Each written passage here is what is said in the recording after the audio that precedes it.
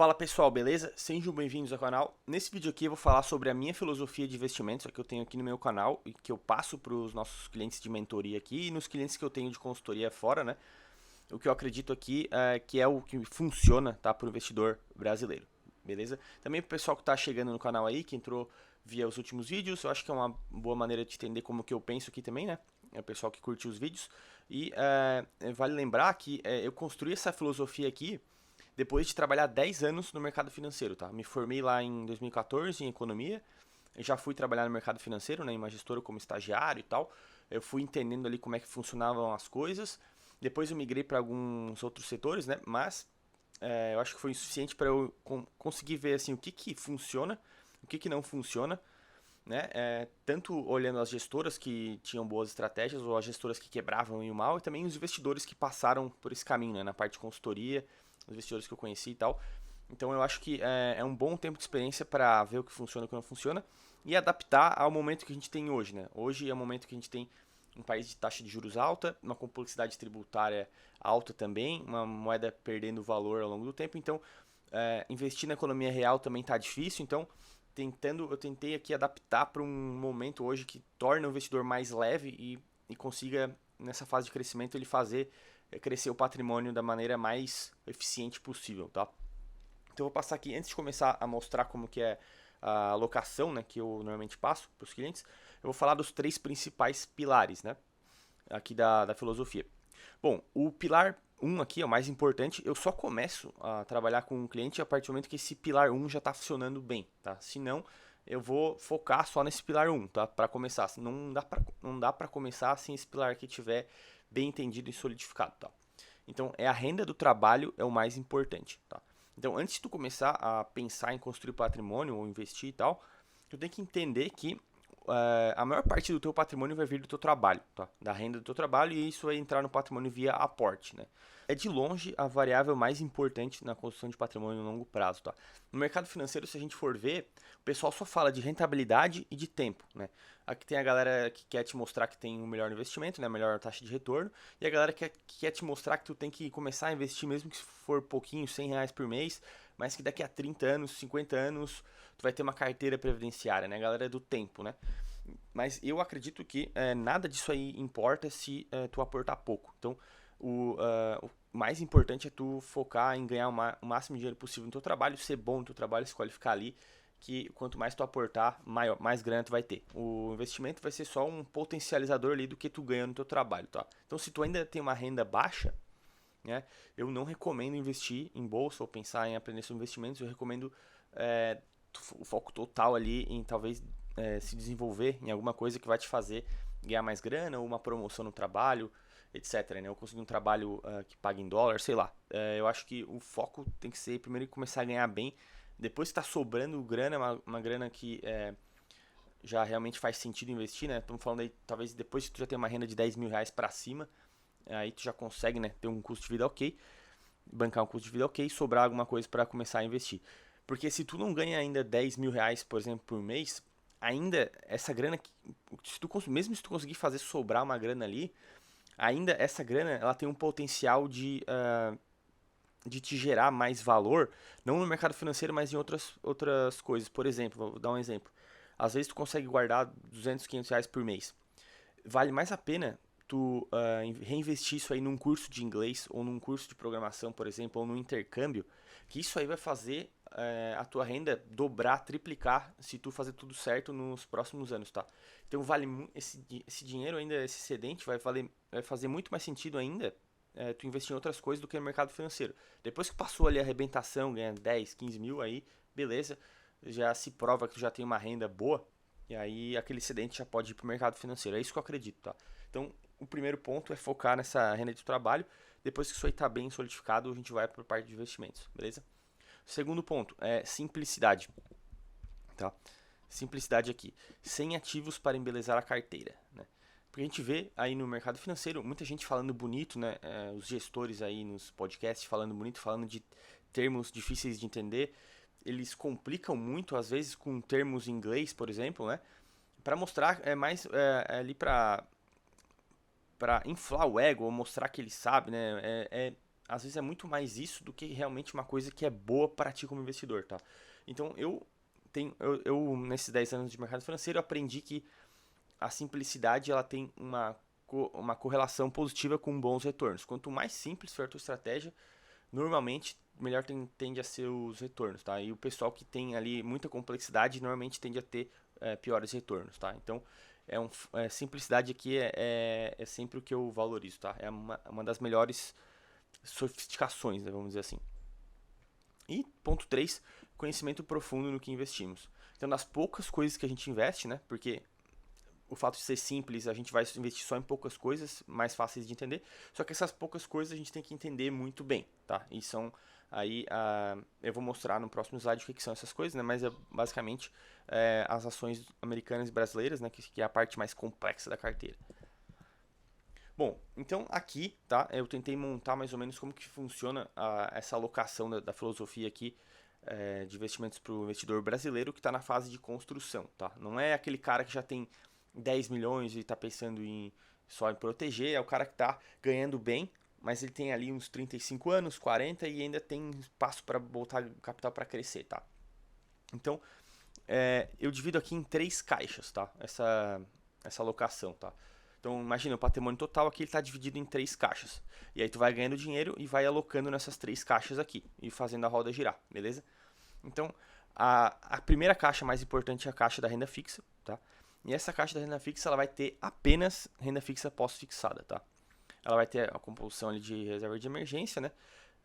Focada em segurança e liquidez diária, uma reserva de emergência para cobrir ali uns 6 meses do teu custo de vida. Eu recomendo.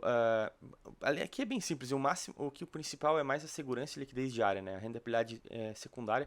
Mas se tu deixar em um CDB de bancão com liquidez diária, 100% de CDI talvez já satisfaça aqui a necessidade, tá? E aí o que exceder essa reserva de emergência vai ser Tesouro Selic pós-fixado apenas, tá?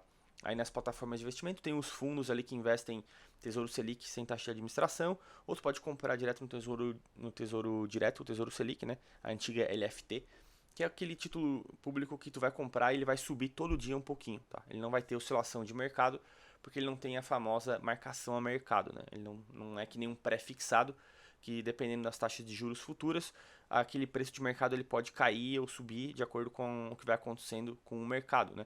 Então, tu pode comprar um pré-fixado achando que está investindo em renda fixa e tu pode ver o teu patrimônio ali cair durante um ano inteiro, por exemplo, tá? Isso pode acontecer e eu não recomendo isso aí pra galera, eu acho que só atrapalha, tá? Depois o pessoal vai falar, mas IMAB no longo prazo no Brasil tem crescido um monte. Ah, sim, mas com um monte de volatilidade. E quem garante que todo mundo vai segurar, né? Pelo que eu vi, né, no histórico, só atrapalha. Então, a renda fixa pós-fixada é suficiente, mais do que suficiente, dado que a gente vive em um país que a taxa de juros é alta, tá? Então, no momento agora, por exemplo, está 15% a Selic, deixa na renda fixa pós-fixada, porque está dando 15% ao ano. Não precisa prefixar em nada ali. Talvez vai cair um pouco para 14, 13, mas vai continuar alta e tu garante que tu não vai ter oscilação no valor do principal ali na tua plataforma, tá? Beleza? Então o principal é essa caixa aqui. E aí naquilo que eu falei da simplicidade, eu coloquei aqui evitar, tá? Evitar tudo que é esses produtos que o mercado financeiro faz, que é mais para focar em ganhar dinheiro das pessoas do que para realmente fazer um produto que seja bom para ela, para o investidor, né? E aí aqui entre os prefixados, né? Crédito privado, principalmente, que eu não acredito que eu acredito que não tem uma assimetria positiva para o investidor pessoa física, tá? Eu acho que é muito pouco para ganhar e muito para perder, tá? Não faz sentido nenhum. Quem investe em crédito privado é banco, tá? A pessoa física compra ações e renda fixa ali que é pós-fixado. Debêntures, né? Mesma coisa também, a simetria é horrível. E CDB de banco médio também, a simetria é muito ruim, pode dar muita dor de cabeça, tu vai ganhar só um pouco acima do CDI para ter um monte de dor de cabeça, um monte de risco, não vale a pena. Então, aqui é simples, tá? É muito simples, só deixar a maior parte do teu capital ali naquela renda fixa pós-fixada, 100% do CDI com liquidez diária, tranquilo, tu vai dormir tranquilo sempre. E aí tu vai tomar risco nessas duas caixas aqui, que é o principal que vai te fazer ter a rentabilidade no longo prazo acima do CDI, beleza? E aí a segunda caixa é a renda variável. E aí dessa caixa de renda variável a gente vai dividir metade Brasil, metade Estados Unidos. E aí Estados Unidos entra aqui como uma diversificação internacional, né? Eu acho que é importante ter uma parte uma parte da carteira atrelada em ações, em um mercado que é muito melhor que o americano, e em dólar, tá? Mas eu ainda acredito que 50% da tua renda variável tem que estar no Brasil, na minha filosofia aqui, porque se tu souber de valuation, ou tu encontrar um gestor que sabe muito de valuation, após uma análise crítica, né, uma análise rígida do histórico dele, o mercado brasileiro, ele disponibiliza a oportunidade de tu arbitrar ele muito ainda, tá? Porque como é um mercado que ele não é tão competitivo, não é um mercado como o americano que dá possibilidade de novas empresas estar entrando no mercado, etc. São sempre as mesmas empresas que estão ali, como as principais da bolsa, só que elas são as líderes dos setores ali, né? Só que às vezes elas ficam muito baratas. Então tu consegue comprar um ativo que é muito bom, que vai ter segurança de mercado, que está há anos, há décadas ali como líder de mercado, em um momento que ele está um pouco barato, porque o mercado está pessimista, tu compra ali e depois vende quando o mercado vira otimista de novo. Então dá exemplo, comprar Itaú na baixa, comprar aí Shoes, na empresa, por exemplo, Small Cap de Santa Catarina, na baixa. São empresas de décadas que ainda possuem um mercado muito bom, são empresas muito boas e que tu consegue comprar muito barato às vezes e segura por alguns anos e vende caro, tá? Então no Brasil, se tu souber fazer value investing, né, tu vai ter até um retorno melhor do que às vezes nos Estados Unidos, no geral, né? Então são 50% dessa alocação de renda variável em ações de valor usando a abordagem do value investing. Aí aqui são dois caminhos, né? Ou tu compra por conta própria, se tu souber fazer esse tipo de valuation, essa análise, ou tu escolhe um gestor de fundo, que eu tenho uma carteira aqui que eu recomendo, vou deixar na descrição, carteira Melhores Fundos, onde eu recomendo só os melhores gestores que eu acredito que eles já se provaram que eles sabem fazer esse tipo de arbitragem no Brasil, tá? Eles compram ações de valor quando estão baratas e vendem quando estão caras, e eles têm normalmente uma rentabilidade próxima de 20% ao ano, tá? E a outra metade, aí é sem inventar moda, fazer o simples, é colocar em ETFs que replicam o mercado americano, ou no IFVB11 ou no Nasdaq 11, né? É simples, então, tipo, aqui ó, é simples. Vamos imaginar essa primeira caixa de renda fixa, pós-fixada em renda fixa, tu vai deixar ali CDI 100% CDI, 50% por exemplo, e aí o outro 50% tu vai colocar ali, escolhe dois fundos de ações baseados nessa abordagem do Value Investing, por exemplo, e 25% e 25 ou 20 para sobrar para o Bitcoin aqui, ali em VVB11, por exemplo. É muito simples, cara. Tu vai fazer essa alocação, tu não vai mais precisar ficar olhando, é só trabalhar, ganhar dinheiro e jogar para essas caixas. Tu não precisa ficar analisando ali. Por isso que eu acho que até investir via fundos faz muito sentido para algumas pessoas, tá? Essa galera que ganha muito bem no seu trabalho e não tem tempo para ficar analisando balanço, e ela não vale a pena ela gastar tempo analisando balanço, porque se ela gastar esse tempo no trabalho, ela vai ganhar mais no trabalho. Tipo, a custo de oportunidade, né, de usar esse tempo no trabalho dele é muito melhor lá. E aí ele só delega para um gestor que sabe fazer, tá? Então é isso que eu acredito. E aí a terceira caixa é uma caixa ali menor, né, que eu acredito que é algo que está começando. É o Bitcoin, tá? Como reserva de valor, buy and hold, totalmente comprar, esquecer, porque é um trade de fluxo, na minha visão, é um ativo que vai receber capital de outras classes de ativos, porque está se tornando mais importante. As pessoas estão entendendo que é uma reserva de valor, porque ela cumpre o mesmo papel do ouro ali e é muito mais fácil de transacionar. Então tem muito capital ainda que vai entrar para o Bitcoin, ao meu ver, e isso é mais uma reserva de valor, mas é uma caixa menor ali, e eu vou mostrar quanto que eu acho que dá para colocar de alocação máxima em cada uma dessas três caixas, beleza? E aí é isso.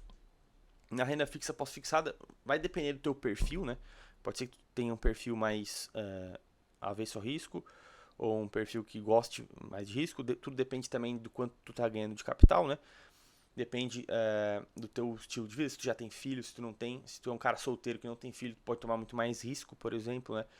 Se o teu custo de vida em relação ao que tu ganha é baixo, então o que tu sobra tipo assim, sobra muito mais do que o teu custo de vida, então tu pode tomar mais risco, porque se tu estiver passando por um período ali que tu tá de baixa, tu fica mais tranquilo, né? Tá sobrando dinheiro. Então é isso, tu tem que entender o teu perfil, na mentoria eu ajudo a fazer isso, tá? Mas aí eu acho que pode renda fixa andar nessa faixa aqui, 40% a 80% do teu patrimônio, beleza? Não menos que isso e não mais que isso também, né? Mas pode ir até 100, óbvio, né? Dependendo do teu perfil. Aí renda variável, eu recomendo essa faixa aqui também, de 20 a 60, né? Então tu poderia ter, por exemplo, o cara mais ali, que gosta do risco, amante ao risco, né? Pode ter 40% de renda fixa e 60% em variável. Não vejo como um problema. Se o cara for novo, estiver ganhando bem, não vejo como um problema. Muita gente nos Estados Unidos tem essa alocação aqui, tá? Essa 40-60. E aí no Bitcoin eu coloco no máximo aí um 10% para quem é muito novo e realmente acredita. Mas nas carteiras médias aí vai até uns 5-6% de alocação. Beleza? Então, é isso, pessoal. Aqui, só para resumir, né? Sem complicações, né? É a base, dos pilares da nossa filosofia. Foco na renda, aporte em alguma das 3 caixas. Então, sem complicar muito, sem colocar coisas complicadas na carteira, né? Ativos complicados. Foca em ganhar dinheiro e joga naquelas caixas ali. E vai olhando, sei lá, uma vez por ano como é que tá. E vai só focando na bola de neve. Ponto 2 aqui, ficar de fora de ativos que não trazem resultado e não possuem simetria positiva para a pessoa física. Então ficar de fora de COI, crédito privado, debênture, CDB de banco médio, fundo imobiliário, que eu também acho que não faz sentido nessa fase de acumulação. Imóveis também, ficar de fora. E fundo multimercado também. Fundo multimercado já está muito na baixa. Os gestores não estão indo bem e eu acho que também é cilada. Tu pode fazer tudo que um fundo multimercado faz por fora, tá? E nessa fase da vida é melhor alugar tudo. Isso aqui é uma conclusão minha de acordo com como as coisas estão hoje. E para essa fase de construção é melhor alugar, tá? Porque se tu tá, por exemplo, vamos supor que tu tem R$ 1 milhão, 35 anos. Se tu for comprar um imóvel, um imóvel hoje numa grande cidade vai comprometer boa parte desse teu patrimônio, né? Vamos supor, imóvel é R$ 800 mil, R$ 600 mil. Vai comprometer quase todo o teu patrimônio ali, né? Se não for tudo. Então, se tu com 35 anos comprar um apartamento e esse apartamento já comer quase todo o teu patrimônio vai vir, não vai ser comido, mas ele vai virar um imóvel, tu vai te descapitalizar, tá? Porque esse imóvel, ele não vai crescer uma taxa de 20% ao ano de valor, tá?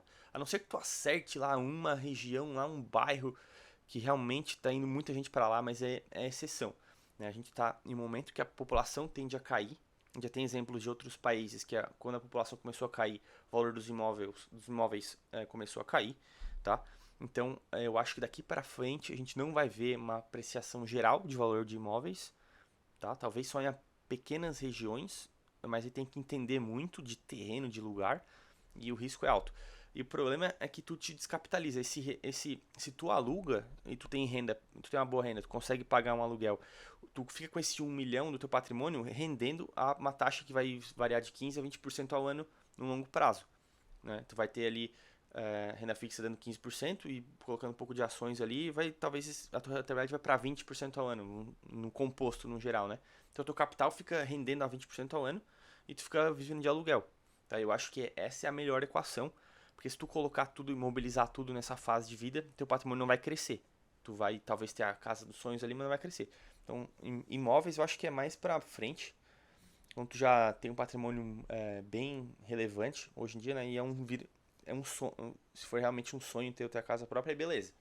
Aí compra apartamento, casa, sei lá, mas tem que ser mais isso do sonho e não de achar que é um investimento, né? Eu não acho que é um bom investimento para essa fase de construção de patrimônio.